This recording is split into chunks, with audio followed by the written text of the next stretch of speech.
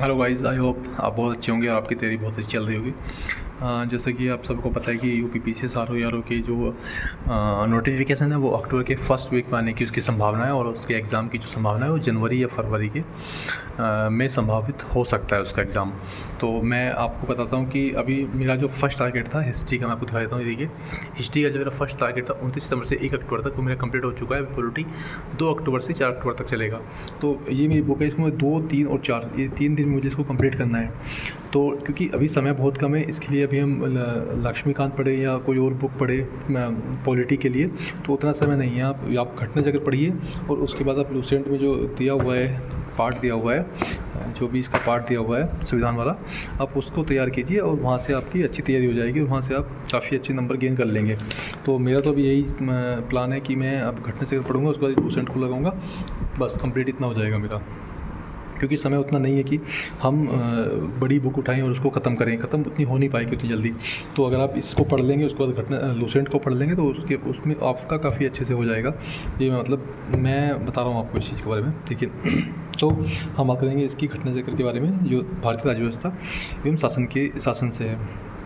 इसमें क्या करना है, इसको आपको बार बार रिवीजन करना है। देखिए, मैंने बुक पहले पढ़ी हुई है, इसको मैंने कम से कम 2 या 3 बार रिवाइज़ किया हुआ है पहले पीसेस के लिए, और इसको मुझे फिर से इसको भी रिवाइज करना है, और मैंने इसके लिए 3 दिन का टाइम रखा है। देखिए, मैंने इसमें टाइम लगाया हुआ है, डन मुझे दोबारा नहीं पढ़ना चाहिए। नीति निर्देशन सिद्धांत क्या है, ये वाद योग्य नहीं है।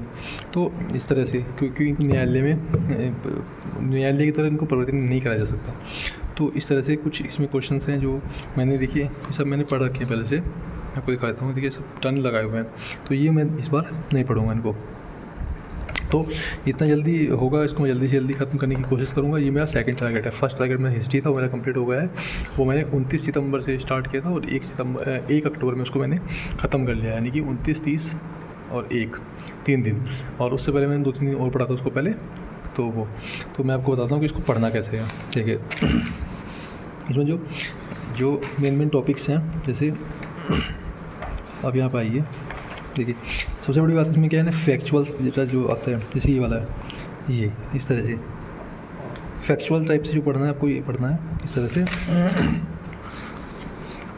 और देखिए, जैसे ये इसकी इसमें अनुच्छेद दिए हुए हैं पूरा, तो जो इम्पोर्टेंट अनुच्छेद है उसको आप यहाँ से पढ़ सकते हैं। ये कंपाइल किया हुआ है पूरा, यहाँ पे कंपाइलेशन किया हुआ है, पूरा का पूरा कंपाइलेशन है यहाँ पे अनुच्छेद का। देखिए, ये अनुसूची है, आपको इसमें फैक्चुअल पढ़ना है। जितनी हमारी संविधान में अनुसूचियाँ हैं, अगर जैसे हमारे संविधान में, जैसे मूल संविधान में 8 अनुसूचियाँ हैं, वर्तमान में 12 अनुसूचियाँ हो गई हैं। तो 12 की 12 को आपको पढ़ना है कि 9 में क्या है, 10 में क्या है, 11 में क्या है, 12 में क्या है, 1, 2, 3, 4, 5 में क्या है। क्योंकि इस तरह से क्वेश्चन पूछ लेगा कि 10वीं अनुसूची में क्या है। ये काफ़ी इंपॉर्टेंट है। 10वीं अनुसूची दल परिवर्तन के आधार पर निरता के बारे में उपबंध किया हुआ है। तो इसको आपको फैक्चुअल डेटा के साथ उसको पढ़ना पड़ेगा, 1 से 12 तक पूरा आपको कंटेक्स्ट इसको याद करना पड़ेगा। तो एक तो आपका ये हो गया। मैं आपको दिखाता हूँ, ये भारतीय संविधान के प्रमुख भाग, जितने हमारे संविधान में भाग हैं, जैसे 22 भाग हैं, है ना, 22 भागों में इसको विभाजित किया हुआ है। तो इसको एक आपको याद करना पड़ेगा। जैसे वो पूछ लेगा निर्वाचन के बारे में, निर्वाचन भाग 15 में दिया हुआ है ना, या राज्यसभा 17 में दिया हुआ है। तो उस तरह से पंचायती 9 में है, न्याय नगर पालिका 9 के कै में है, 9 के खे में सहकारी समिति है। इसको आपको फैक्चुअल इसको याद करना पड़ेगा, और इसको आप फैक्चुअल याद करेंगे तो इससे ही क्वेश्चन बनते हैं। फैक्चुअल डेटा बहुत पूछा जाता है यूपीपीसीएस की एग्ज़ाम और ARO के एग्ज़ाम में। उसके बाद मैं आपको दिखाता हूँ। ये देखिए, मैंने इसको पूरा ऐसे पढ़ रखा है, और मैंने इसमें जो मैंने पढ़े हुए हैं उस पर डन लगा रखा है। ये क्वेश्चन देखिए, भारतीय संविधान की प्रस्तावना में पंथ निरपेक्ष शब्द जोड़ा गया।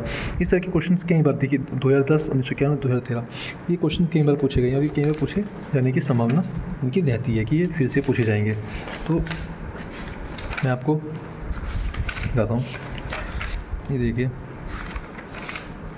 इसमें काफ़ी, जैसे संघ राज्य एवं संघ राज्य क्षेत्र है ना, उसको आपको अच्छे से पढ़ना है ना। और ये नए राज्यों का जो गठन है, इसको आपको इनका गठन वर्ष पूरा पढ़ना है। उसमें कई बार क्रोनोलॉजिकल ऑर्डर में पूछ लेता है कि बताइए कि मिजोरम, सिक्किम, त्रिपुरा, मणिपुर में इसको क्रोनोलॉजी में सेट कीजिए। तो इस तरह से पूछ लेता है। देखिए, ये देखिए, ये क्वेश्चन देखिए, ये कालानुक्रमण बनाइए, ये पूछ लिया इसने।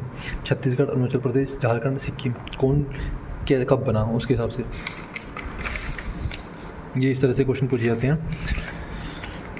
मूल अधिकार आपको अच्छे से कंटेक्स्ट याद करना है कि कौन से आर्टिकल में कौन सा दिया हुआ है, मूल अधिकार कौन सा दिया हुआ है, इसको आप अच्छे से करिएगा। जैसे बच्चों के शोषण से संबंधित कौन सा है, तो इस तरह से आपको इसको अच्छे से आपको इसको पढ़ना होगा।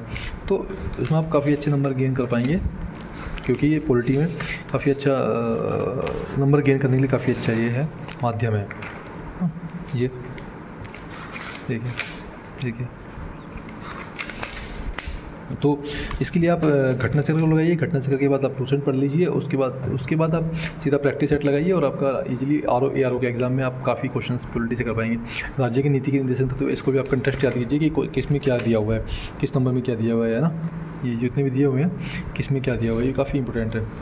जैसे आजकल एक यूनिफॉर्म सिविल कोड का दिया हुआ है, ये वाला अनुच्छेद 44 के अनुसार राज्य भारत के संपूर्ण राज्य क्षेत्र में नागरिकों के लिए एक समान सिविल संहिता लागू करने का प्रयास करेगा। ये काफ़ी इंपॉर्टेंट है, काफ़ी एक ज्वलनशील मुद्दा इस बार है, ज्वलंत मुद्दा है काफ़ी ज़्यादा।